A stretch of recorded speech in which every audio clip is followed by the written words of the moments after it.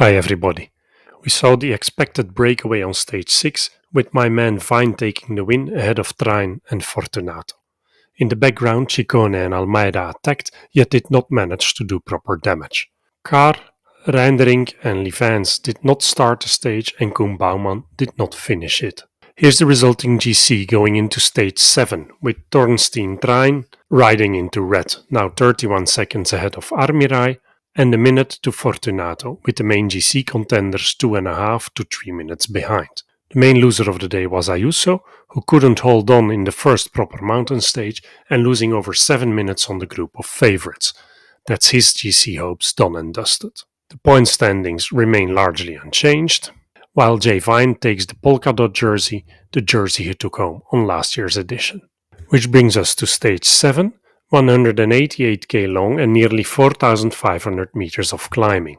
The stage starts with a short downhill straight into a long first category climb where the break will form, in a stage where they once more have a shot at victory. The finish climb to Serler is irregular and features 2k at over 9%. It isn't nearly as bad though as the initial profile I had seen, so while we may see a GC battle on the steeper section, I once more like the chances for the breakaway here. Then here's the stage shots at the time of recording, with Vingegaard as the outright favourite, and here's the riders to watch in my book, which will once more be a combi of breakaway and GC contenders.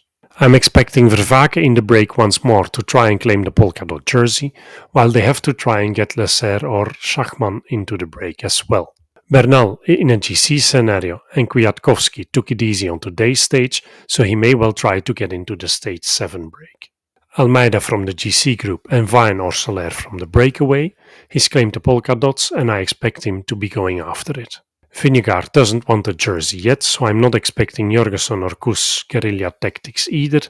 Kelderman or Tullet in the break could be an option though, and should the GC group end up at the front of the race, Vingegaard should have this one covered.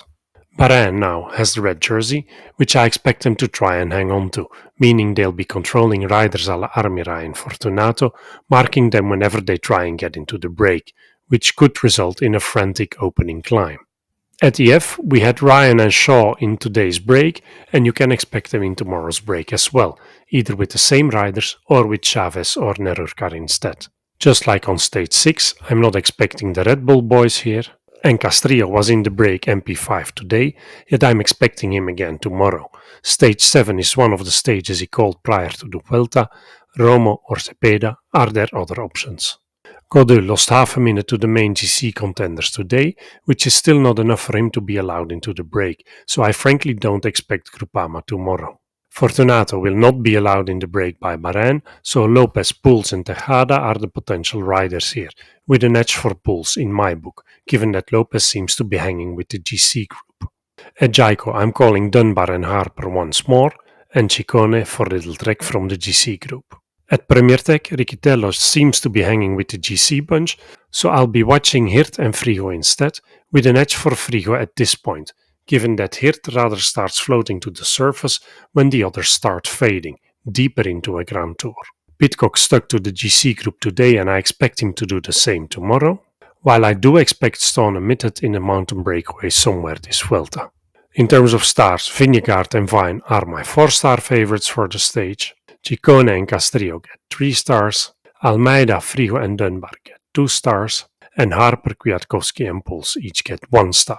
As for the podium, I'm calling Vine for the double ahead of Castrillo as the only guy staying out of reach of the GC group, where Vingegaard will put some time into his competitors. Enjoy the stage and see you tomorrow for my stage 8 preview.